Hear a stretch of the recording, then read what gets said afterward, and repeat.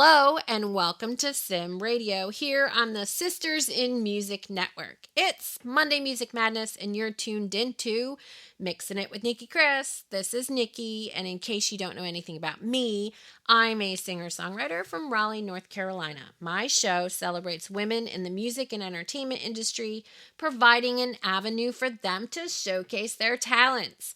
Our motto, Sisters in Music, together we are stronger. My guest today is a new age electro-pop music singer-songwriter based out of Durham, North Carolina. She's a multicultural musician, advocate, and homeschooling mother of three who counts Enya, Bjork, and Aurora as influences. A few years ago, while navigating the competing priorities of her life, the songs inside her demanded to come out, and she started writing and eventually started recording. Her songs have become a transportive escape for listeners from the stresses of life. Please join me in welcoming the awesome Kristine Moon. Kristine, how are you? Fine, thank you. Thank you very much. Awesome. How are you? I always want to say that too. Well, I am fine. Thank you for asking. I really, really appreciate it. Awesome. Well, we're going to jump right in. You're a new age singer-songwriter. Stylistically also incorporates some pop influences, and I can definitely tell in the two different songs that we're going to share today.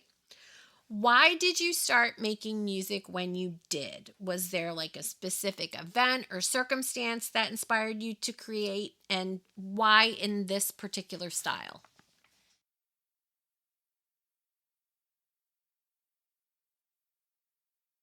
It's funny because it wasn't a conscious decision.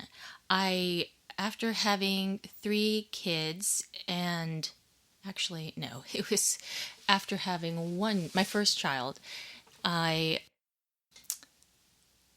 wasn't working, and something about that freed up that space in my brain, and because I had always been working, that part of my brain that always needed to be, I was a teacher, a student. I worked in early childhood, working with child care programs and also research. And when that part of my brain wasn't being utilized, I feel like the creative side of my brain finally had space to kind of breathe. And so the songs just started coming when I wasn't working. And so, and there was a voice inside me that said, okay, I think I was almost 40 or I was like mid-30s, and it just said, it's time for you to do this. It's time for you to focus on this. Because I think growing up, I didn't put it as much a priority. I loved it very much. It was a big part of my life, but I never saw it as a career or something that should really take a big part of my mind energy. I needed to put that towards work and making a living, and but when that was kind of freed up, and I really felt that a voice, the universe, the divine was saying, okay, focus on this and make this happen now before you get another job or something like that. It was like kind of saying, get in the window there. So that's why it happened when it did. And then the kind of music, I grew up in mostly Winston-Salem, North Carolina, and and the kind of music I was interested in, I guess in middle school and teenage years, was the Cranberries and Bjork, and grunge was in there, but also a lot of when I was younger, country music and the bluegrass sounds of the Appalachian Mountains. It was all in there, and so, but I really identified with Bjork when I was kind of coming of age in my musical sound, and Enya. I just love those sounds of like the Nordic kind of experimental music, folk music, Celtic music. In Winston-Salem, there was a huge like Irish music scene, especially around North Carolina School of the Arts, and I went there for a summer. And Jump Little Children was a huge band there, and they're Irish kind of punk band in a way, folk punk pop band. And so I don't know, that just got in my blood. And then Aurora is contemporary. I was saying musicians from like the 90s, but she has been just in the last 8 years or so coming up out of Norway. And when I heard her, I said, that's so close to the sounds I'm hearing in my mind that I want to create. And so I just really aligned with her. And so I was really happy to know, oh, contemporary artists are making these sounds too, because I guess I hadn't really heard it since the 90s or later. And so that felt good. And yeah, they're certainly out there today. Yeah. There's certainly actually quite a few that I know actually that are out there today making this music. Oh, wow. Yep. Yep. Yeah, we'll have to talk about that as a sidebar conversation. Awesome. So, how does your multicultural identity influence your music? Well, I think, my parents are from the Philippines, and they immigrated here. My dad in the late 60s, my mom early 70s. And the Philippines is a huge fusion of cultures. Like Malaysian roots, kind of Asian heritage, Spanish, American. And then my mom's dad was Norwegian American. His parents were Norwegian immigrants to Minnesota. And my grandpa and my grandma met in World War II. He was in the Navy, and my grandma was kind of in the medical corps, I think. Aligned with the U.S. because the Philippines was a U.S. Commonwealth or something like that. I'll check my history again, but they so they met, and so I don't know. My whole history is just a multicultural tale, and then again I was sharing how I grew up here, and then felt connection with music from Northern Europe, and then I just love languages because I grew up around so many languages, and I love world music. So I just feel like my music is another way to express all those kinds of sounds and cultural influences that are inside of me.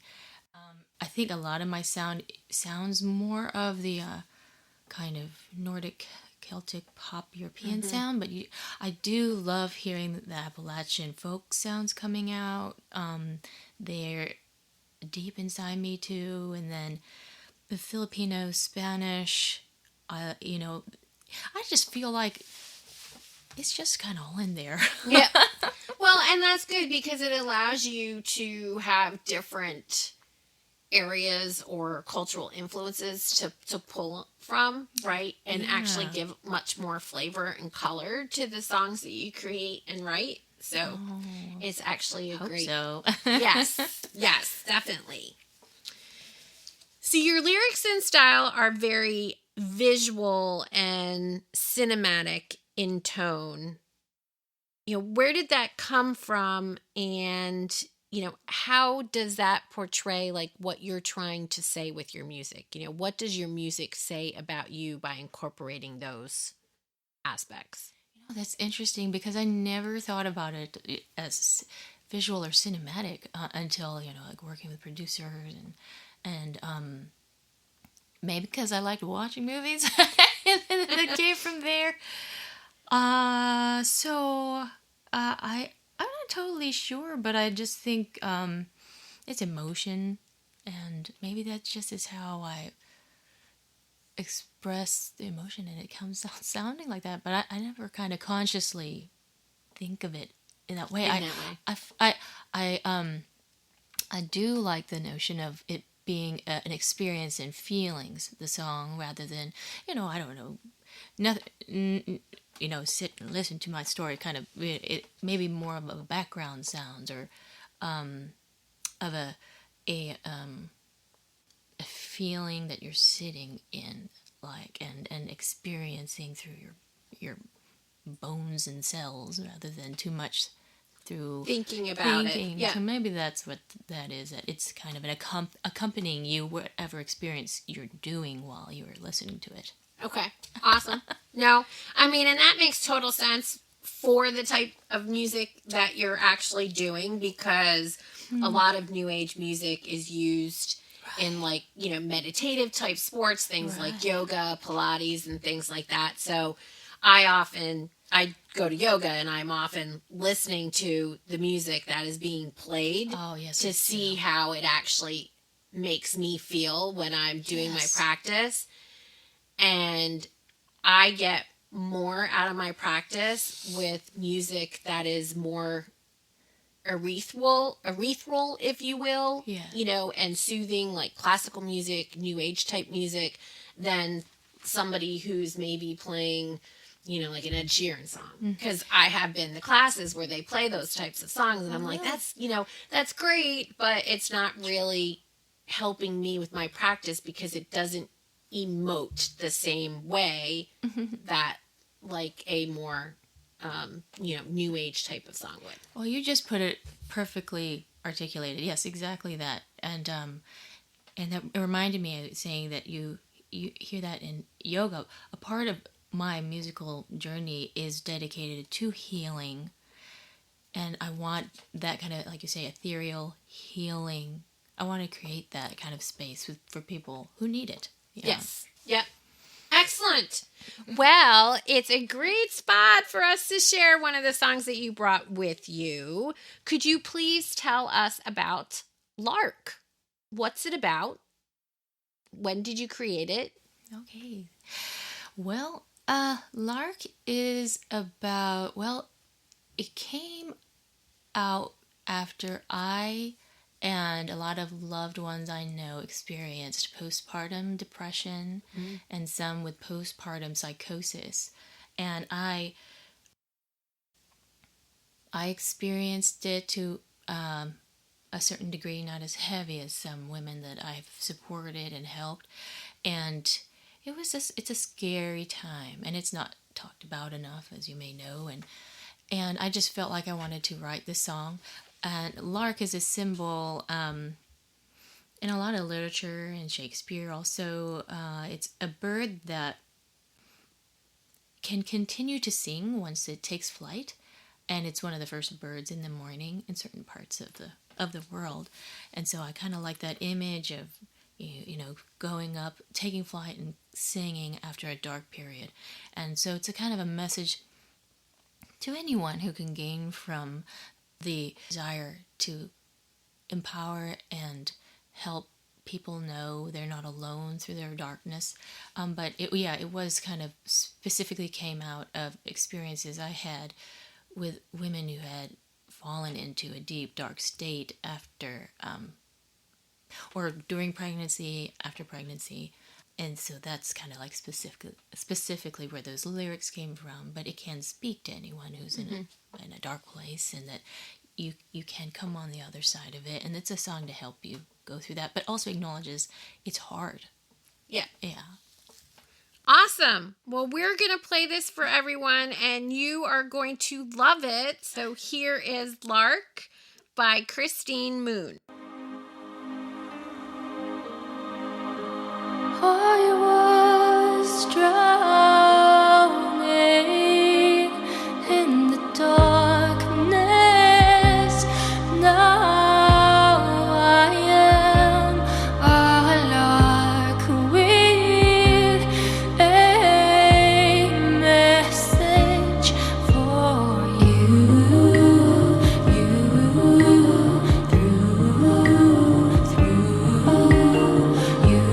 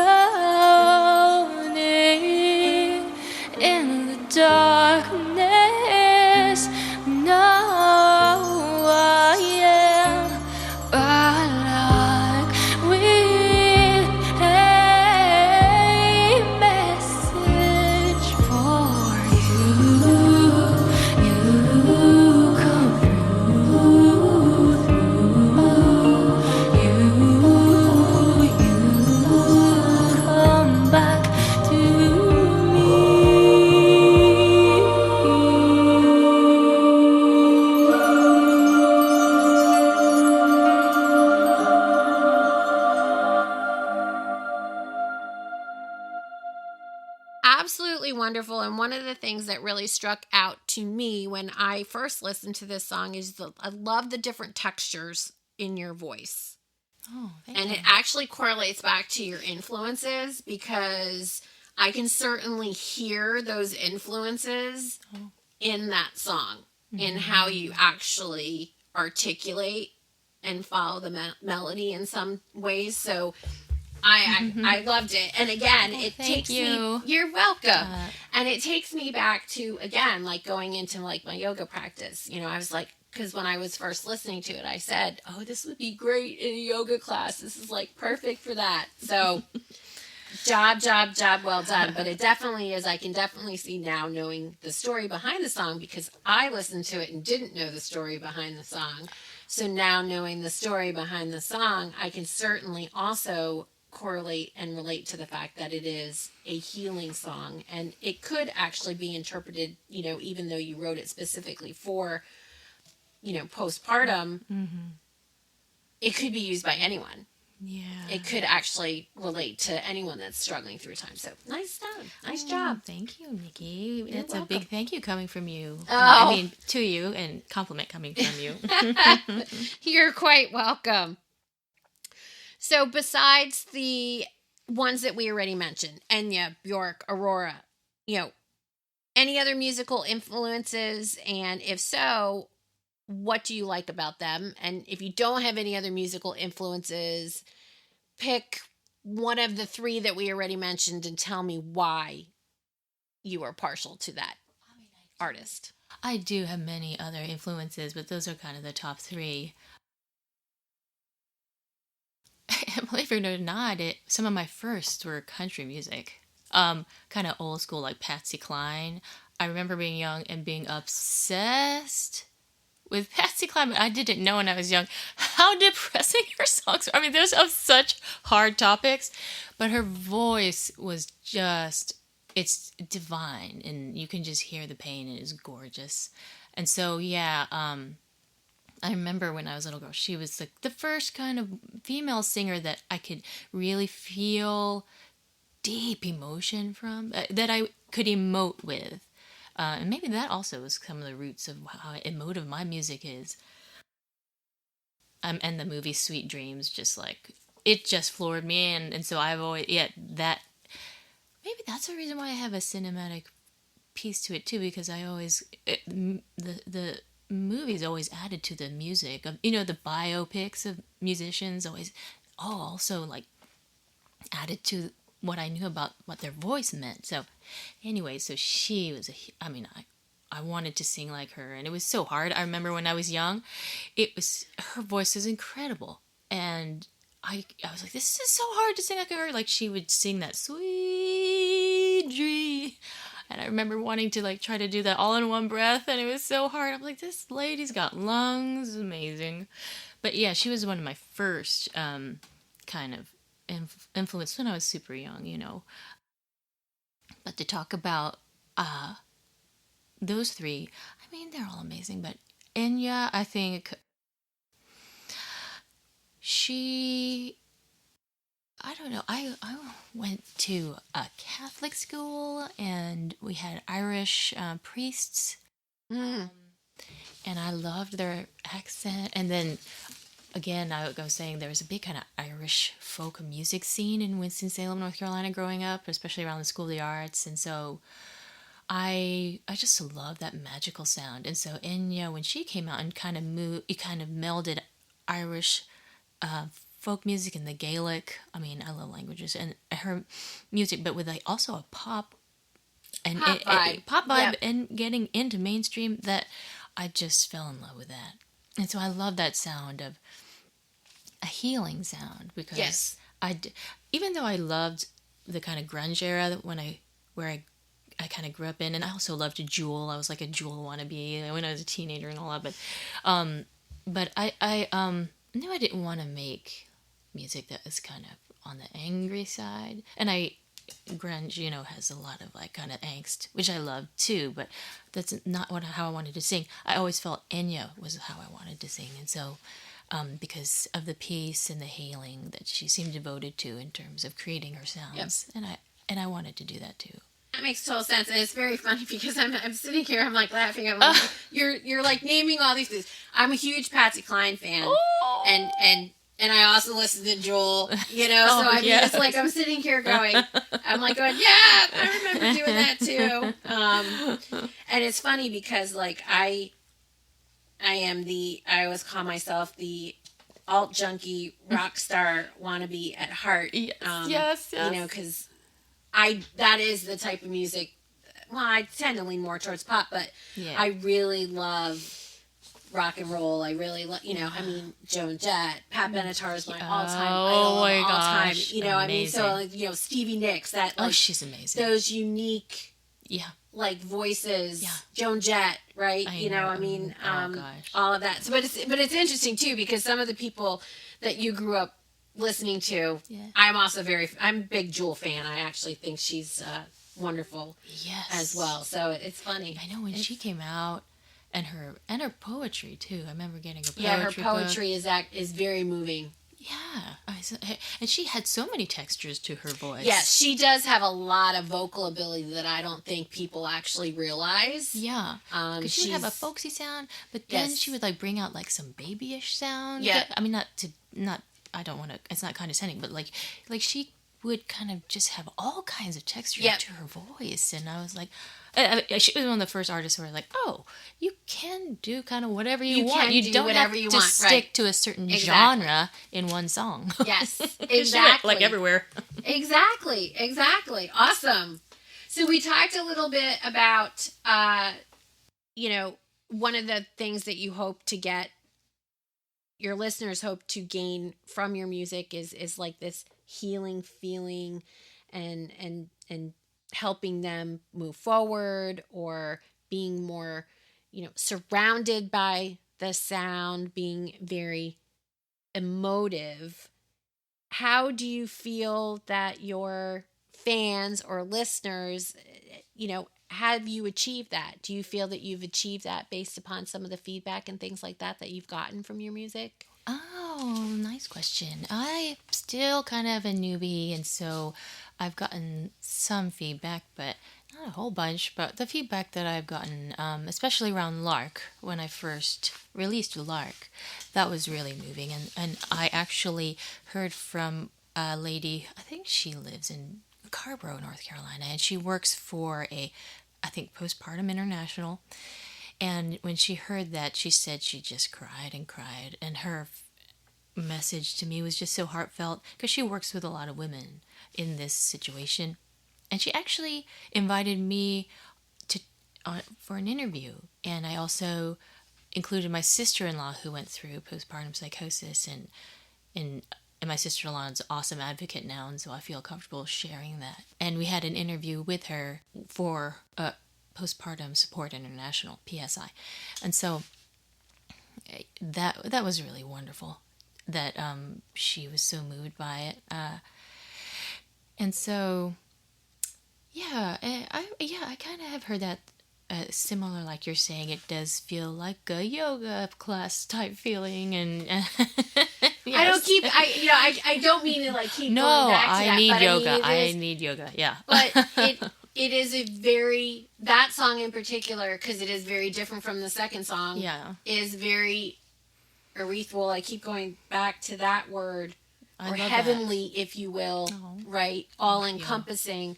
But, you know, to have a song where it is a healing song and has, you know, at least, you know, from feedback, it sounds like been very impactful, is anything that a songwriter or artist, you know, that should be all that they want, right? You know, money is money, streams are streams, but, you know, to actually have that impact on somebody healing or feeling a little bit better or having some type of emotion from a song that you created, in my opinion, is worth more than 1 million streams on Spotify, because it's only going to pay you $1,000 anyway. Yeah.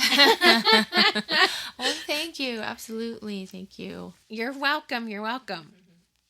So with that, this is a great place to take a short break from a word from one of our partners in podcasting. This is my friend Tim from Front Range Radio. We'll be right back on Mixing It with Nicki Kris here on Sim Radio. Front Range Radio, playing a variety of indie music, a 24/7 music festival for your ears. You can find Front Range Radio at frontrangeradio.net. And we're back on Mixing It with Nicki Kris on the Sim Radio Network. And my guest, Kristine Moon. Switching gears a bit, let's talk about songwriting, production, and co-writing.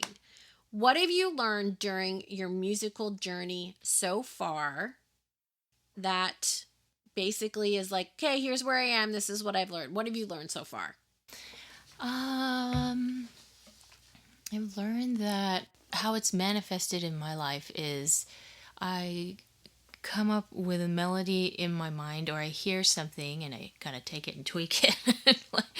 And then I record it in my iPhone, and then I kind of save it. And then whenever I come up with a theme, I write a bunch of phrases on a page, and then like a puzzle piece, put it together, and then move it into the melody, create harmonies, and then working with producers, going from there, kind of what the feeling is I want to have this song be about, and then kind of examples of kind of new age electropop singer songs, like what are the goalposts, what are we trying to aim for with the sound.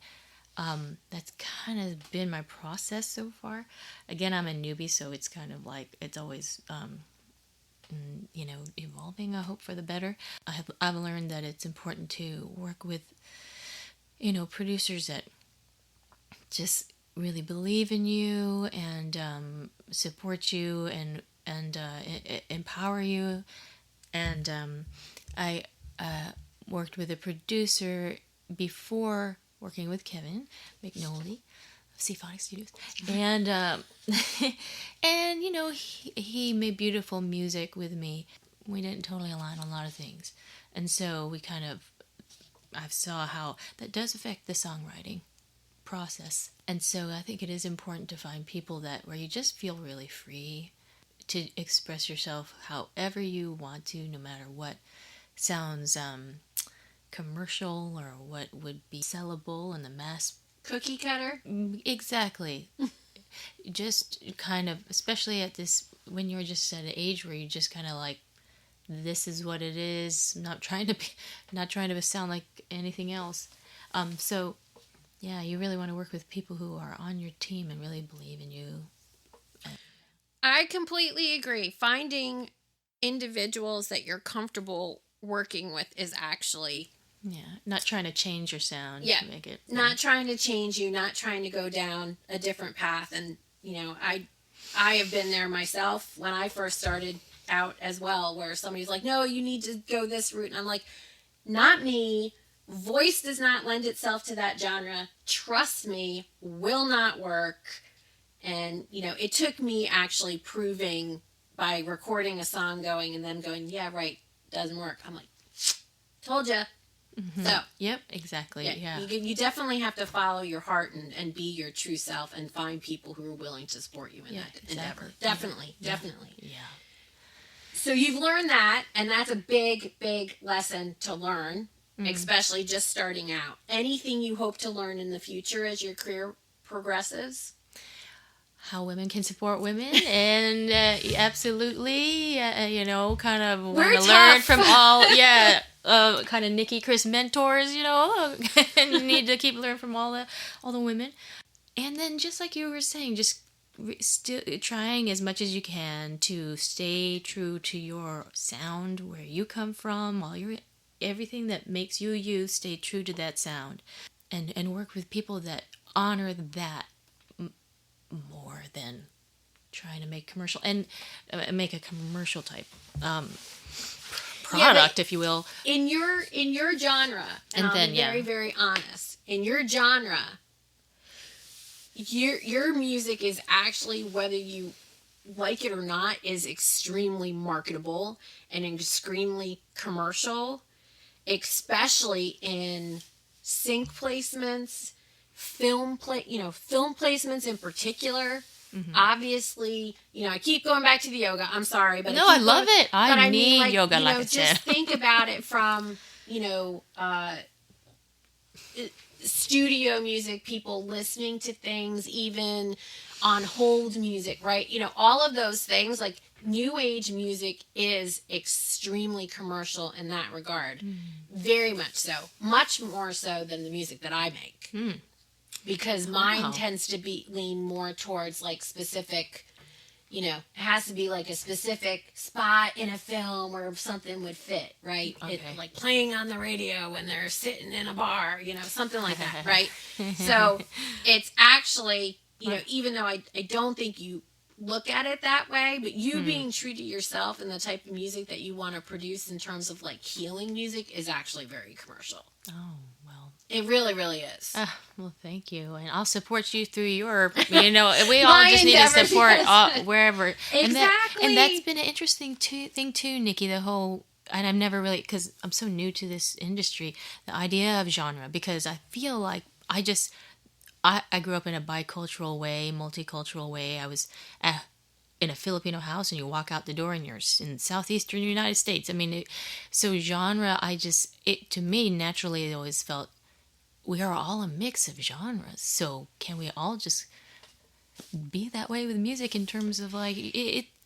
It's hard, and I totally understand what you're saying. And it unfortunately is very, very hard, and it's one of the things that has to be accepted in the music business. The music business is very genre focused and very pigeonholy, if you will, if that's even a word. But oftentimes, you do kind of get stuck. Like, I know there are some types of music I just don't want to sing or know that the way that my vocal tone is will not work. Country. I am not a country singer. I will never be a country singer. You don't want to sing at the Grand Ole Opry? Is that a dream? No. But my voice doesn't, I don't have that tone. I have a very gritty, powerful tone that just doesn't lend itself to that type of music. Right. And I know that, right? Like, I actually could see you singing folk music and country music. I used to dream of singing at the Grand Ole Opry when I was young. I mean, it's like more than me, but there is a pigeonhole. There definitely is a, we sisters can break all that up. Yes, I know. Could we, Nikki? Let's break. We can. We can. I'm trying to do it with some of the stuff. Some of the stuff I'm working on, but we'll see. I can't wait to hear. Yeah. Okay, but this isn't about me. This is about you. So, I know you're new to all this, but I do ask all of my songwriters who are on my show if they have any tips or tricks that they would like to share. So, do you have any tips or tricks that you would like to share? Tips or tricks about anything? Songwriting. Songwriting. Yes. Okay. Feel like don't rush it. Is the first thing that comes to my head in terms of really create a song that is interesting to you. If there's a part of you that's like there's still something not clicking with this song, then you're not done with it. You can put it to the side for a moment, work on something else, disengage from it for a little while, and you'll find that it will come to you, the kind of missing piece of that song, you can come to it. So that's kind of what comes to my brain first, is like, don't rush it. If it's like a lyric or something, just do a big brain dump on a piece of paper of phrases, words, anything around the theme of that song. Just put it all out there. No judgment, just write whatever. And then feed it with inspiration. I get inspiration from other musicians, other women, poetry. Like if I feel stuck, then I go on a beautiful walk, or I read some poetry, or a book, or look at movies or something. Like that's one thing that I found with songwriting that I didn't really find so much as a teacher. Maybe I should have, or in educational research when I was doing that. How much inspiration is such a part of songwriting, and that is a valid part of our work, it could look like you're loafing around, like doing nothing, you know, in terms of thinking what a productive work a day is supposed to look like. No, like even just going for a walk by a lake. I mean, I hate to categorize it like that's part of your work, but inspiration is part of that cycle. And so if you feel like you get stuck with a certain song, you can take a break from it and disengage from it, get inspiration, do something else, and trust that it will come to you what's missing from the song. Because at the end of the day, you want to sing a song that's interesting to you, that really connects so deeply to you. You love saying the words from in that song. There isn't a part of the song you're like, oh, here comes that song, I hate the words, you know, like, don't go there. It will never sound good. So yeah, just really make sure that, and so don't rush it. Yep. Wait till it's ready. And that is a great Does that tip. make sense? Am I on the right track, Nikki? Yes, absolutely. No, because it really is. It's not the first time I've actually heard people say that one. And I frequent that also, you know, as well, where I'll listen to something and maybe I'll be like, okay, you know, I have this line, and I just throw it. I use Master Writer, so I just start throwing like a whole bunch of ideas and stuff like that. I gotta check that out. See, yeah, you can watch a movie and then just sit there and just like, okay, what kind of thoughts am I getting from this movie and things like that. So it's really fun. But anyway, so very good tip or trick. Awesome. All right, before we get to another song, I would like to talk about some other areas of your life. You're a homeschooling mother of 3. Crazy. What has motherhood meant for your musical journey? Oh, it's so funny because when I was reflecting on that question, it shows when so much of your life is about taking care of others, then it amplifies how much you need to take care of yourself.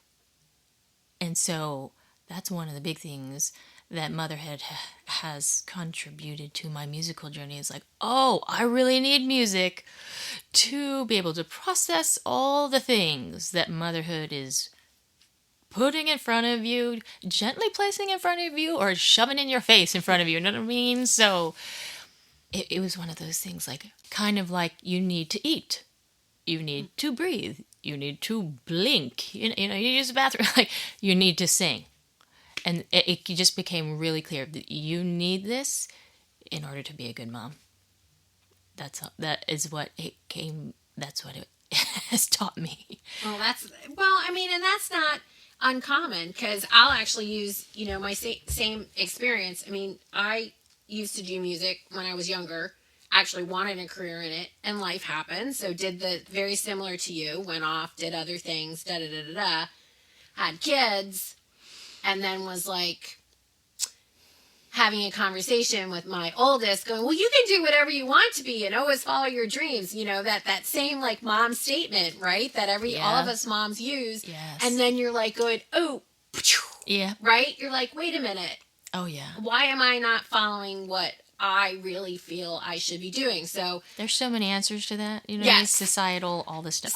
All that stuff and everything, which we could have a whole other show on, right? We could have a whole other show on that. Trust me, because we could go down that rabbit hole. But I completely hear you, and yes, I completely agree, and can totally relate to, for your sanity and your ability to be a good mom, you have to do this, because I can totally relate. Oh, totally relate. Oh, I'm so glad it came back to you. Yes. Amen. Totally relate. So besides music, are there any other passions that you have? Is there anything else that you do? I do. In terms of, like, I really can't be happy if I don't do these things, type passions. Like, I have a background in early childhood education, as well as, like, public policy and advocacy, and whatever, you know, went to grad school for international educational development. I have a real connection to the Philippines and the developing world, and wanted to do that through early childhood education, and, you know, intern at United Nations with early childhood and emergencies and stuff, and I met so many so that's a big part of my love, is international children's education and rights and things like that. So I do love to see how I can weave that into my music work, because it's, I don't know, it's all part of it. It's all the same thing. And so, yeah, I hope to see how I can connect it with my music work, and I don't know, just share that interest. New age children's music. Okay, so that's the first time I've heard that. That sounds cool, Nicki. I don't know. It just popped in my head. I don't know. I love It's just a thought. It but is like a thought. Taking like your erythral type of melodies and songs and things like that you're creating, but create it on more of a level where it's like healing for children, or even doing things along the line of, you could do like an album where like sales get donated. I don't know. Amen. I don't know. I agree. I don't know. Just a thought. It Just is. a thought. I think that would definitely fit. And I have learned of different musicians. They do that. They have other passions. Music Yes. is the main one, but Yes. are able to like have donations or proceeds, or just bring awareness to different organizations through their platform. Yep. I actually am friends with a couple individuals that do music environmental awareness, and they're very, very big on environmental. Oh, I'm passionate about that too. Things, and they use. So is Aurora. Yeah, they do their music for awareness, and have like big concerts and things like that to raise awareness and stuff like that. So it's really cool. So it's definitely a possibility. They're huge organizations that focus on the music industry and sustainability. Yeah. Yep. So. Absolutely. So this is a perfect spot for us to share the second song that you brought with you. If you could tell us a little bit about Turquoise. I love the name of that. Oh, thank you. The melody just came to me.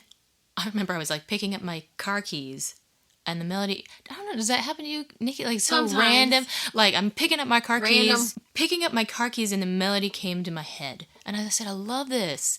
And then I've always wanted to go to the American Southwest. I was introduced to it through a geography professor with pictures, and I thought, oh my gosh, this is beautiful.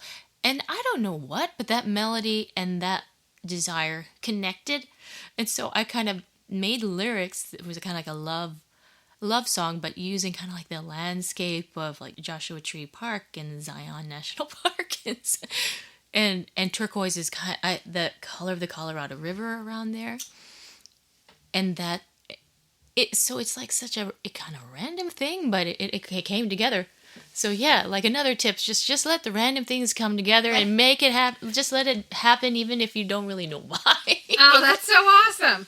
Okay, so that's cool, because I was going to ask where the name came from, so now you actually told me that. So that was really cool. So, everybody, we're going to play this. This is Turquoise by Kristine Moon.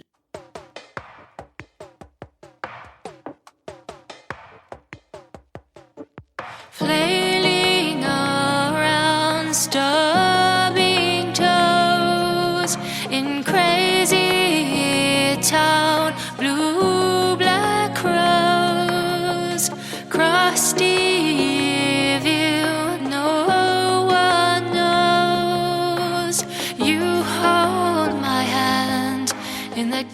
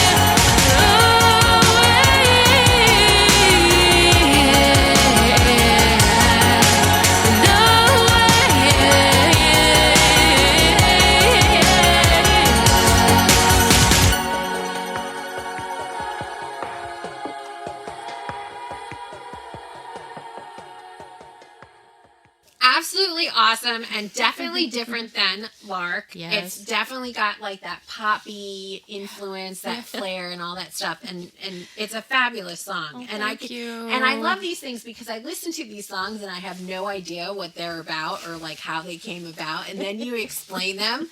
And then I'm like going, oh yeah, that makes complete sense is why it sounds this way. So absolutely fabulous. It's like an example of a random reason why this song exists in the world. Random song existence. Oh my God, that's so funny. So one more question before we close things out. What has music meant to you? It's coming to an end. It is Kris. coming to an end. I'm so sorry. Well, I mean, I definitely need sisterhood. And so I'm gonna try to find it beyond this hour. Okay, it's gonna happen. It's gonna happen. Well, we can definitely do that. Definitely do that. What has music meant to you in your life? I mean, obviously, after recording these first songs, I believe you're working on a full album, right? To go You're along aiming with this, for that, yes, or ma'am. aiming for it. You know, I'm sure that has changed maybe what music means to you, and you know maybe that wasn't the initial goal. So what does it mean to you in your life? It's interesting, and it also goes to the multicultural question because music and singing is a big part of Filipino culture, and so I kind of grew up around that, just being part of how you express yourself, and so I really appreciate that that's something that kind of just was how humans are to be. You know, music and singing is part of it. So I come from a very musical family and musical culture, you know, also kind of like, but you can't have that as a career type culture too. So yes, that's the new stage of my life where I don't listen to that too much and creating it on my own. It's shown that it is a big part of me. It has to come out. It really didn't want to be ignored anymore, I guess. And how I hear coming from you too, that it's just part of who we are, and to not do it is not an option. It's just, like I said, like breathing, like eating, it's just something you have to do to be who you are. It's a part of you. It's a part of me. And so to be able to make a full album, these songs just started coming into my head, and I just really wanted to hear them out of my head. And so to be able to do that is just a real gift, and I'm very, very appreciative that I'm able to do it when I finally started to take it serious. Hey, it doesn't matter how old you are. Amen. It doesn't matter at all. That's one of the 44. Hey, I got you by a couple of years. Now I'm aging myself. I don't usually let that out. Oh, but anyway. It's okay. Hey, sisterhood, gorgeousness, Oh, whatever right age, back at you. Because please. people don't realize we're actually sitting here faking